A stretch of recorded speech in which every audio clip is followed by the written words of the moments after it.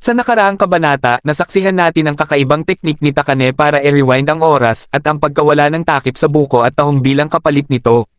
Dahil nga dito ay sinetop niya ang bida nating simp na si Kushi para maging personal na closet at tagalagay ng takip, kung saan sa unang beses pa lang ay halos maubusan na ng hinahon ng binata.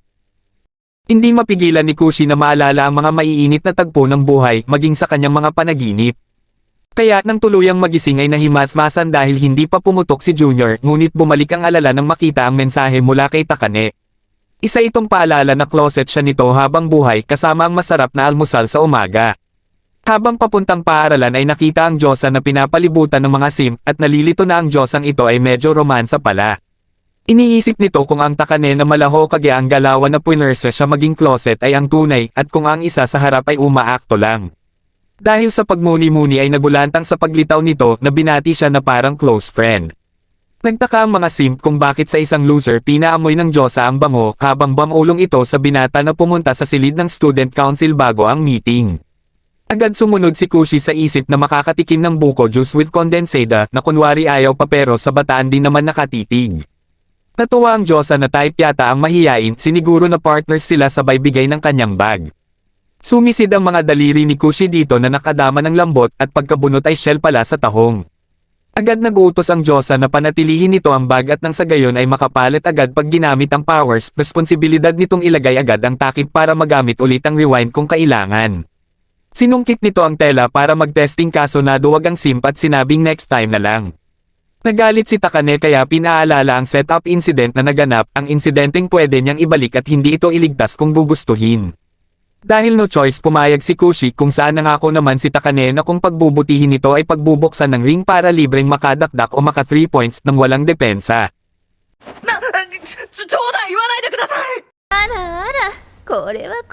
Inamin ng Diyosa na nahihiya rin na ipakita ang mga takip pero kung si Kushi ang titingin ay willing tiisin na lang ang hiya.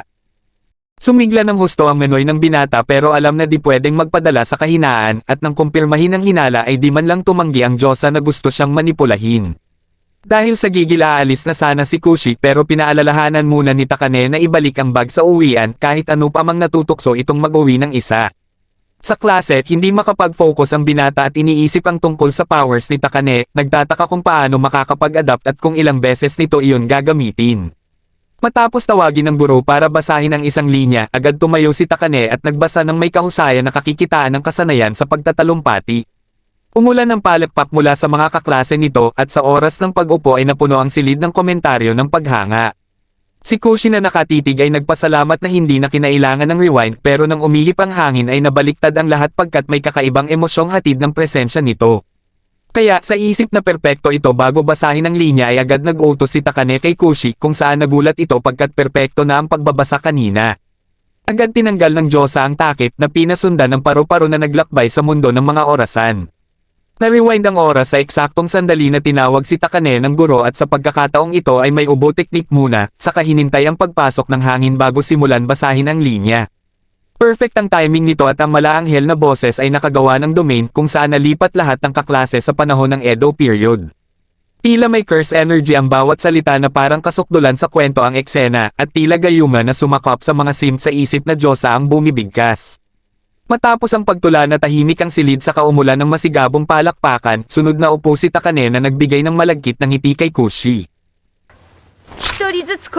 Napagtanto ng binata na gusto pa nitong lampasan ang perfection nang biglang batuhin siya nito ng papel para ipaalala ang tungkol sa paglagay ng takip.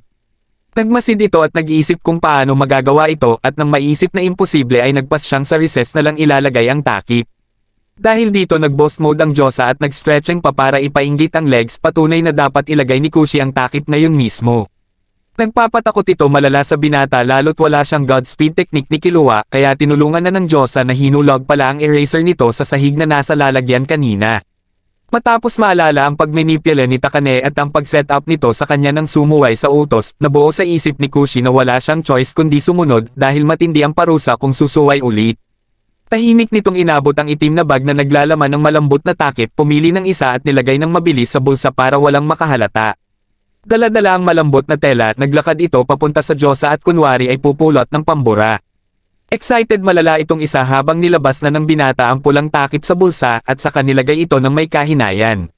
Bawat segundo ay parang isang araw at kailangan pigilan ang maliikot na kamay na tumapak sa pinagbabawal na teritoryo ni Maria Clara. Sa sandaling matapos suabeng bumalik si Kushi sa upuan at naisip na sayang ang tsansang sumakop ng lupain kanina. Sinuri nito ang silid upang tingnan kung may nakapansin at swerteng abala naman ang mga kaklase sa gawain. Napabuntong hininga ito sa kangiting tagumpay pagkat kahit hindi man nadempian ang bataan ay at least nakaabot sa tarangkahan. Sa pagtatapos ng klase gusto ng guro na ibalik muna ang takdang aralin kung saan nakahinga ng maluwag si Kushi sa isip na nagawa ng maayos ang trabaho. Ganun pa man nang lumingon ito ay nakitang asiwa si Takane at ang rason pala ay dahil di nasagad ang paglagay sa takip kaya sinapian ng espiritu ng matinding kaba.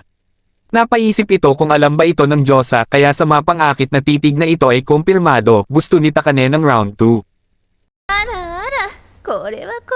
Kung hahayaan lang ito ay baka mahulog ang takip sa pagkuha ng papel na ikakasira ng reputasyon nito at sa kabilang banda ay pwede siya ulit ma-set up nito bilang salarin kung saan wala na finish na ang kanyang istorya.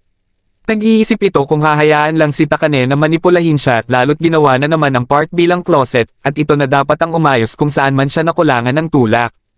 Nang magpas siyang hindi na makikialam ay saktong natawag si Takane ng guro kung saan bago pa ma-realize ay tinahak na ng kanyang mga paa ang dako ng guro. Para itong timang na humingi ng paumanhin sa guro na kahit panalilito din ay inutusan si Kushi na dalhin na lang ang papel kay Takane na gustong-gusto din ang sitwasyon. Agad nilagay ng binata ang dapat ilagay at naiinis na nagpakontrol na naman habang sobrang lagkit ng ngiti nitong isa na nagpapasalamat. Gusto na sanang umalis ni Kushi pero bago pa makalayo ay biglang ginamitan siya ni Takane ng lock-in technique with style para mapigilan. Nang may nakakagigil na hinahon, inutusan nito ang binata na ayusin at isagad ang paglalagay sa takip. Nanigas ang bida natin sa kanagmasid-masid at matapos makitang walang nakatingin ay gumamit ng tulak teknik gamit ang binti para isagad ang takip sa gitna ng malambot na daan. Nakakaubos ng lakas ang bawat tulak habang walang say si Takane habang nakalok ang mga binti sa binti ng binata pero ang mukha niya ay naging maamo na parang apektado sa tulak at tila may pinipigilang bumuhos.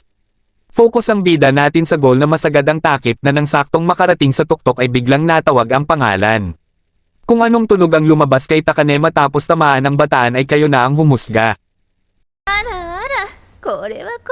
Nilingon ito ni Kushi para tanungin kung nasaktan, ngunit agad lumiko ang Diyosa na mukhang kamatis at wala sa sarili. Pagkabalik sa silid ng student council pinuri ni Takane si Kushi sa paglalagay ng takip ng hindi nahuhuli at nagbigay pagbati sa matagumpay na unang araw bilang closet. Sa kabila nito, inamin ni Kushi na muntik pang magutom kanina dahil sa kaba kung saan katakatak ang humingi ng paumanhin si Takane sa malumanay na boses. Napatanong ang binata kung ano ang gagawin nito kung hindi siya tumayo para kunin ang kanyang papel, ngumiti ang Diyosa at sinabing wala dahil siguradong tatayo siya para sa kanya. Binalik nito ang tanong na kung bakit nito iyon ginawa ngunit hindi pa alam ng ating bida ang rason kaya lumiko. Dahil dito sumagot ang Diyosa para sa kanya, sinabing dahil ayaw nitong makita ng iba ang kulay ng kanyang takip maliban sa kanya at dahil guilty ay nag-blush na lang. Sinubukan nitong magpalusot pero di alam kung paano habang napangiti si Takane at sinabing okay lang kung gusto nitong angkinin siya.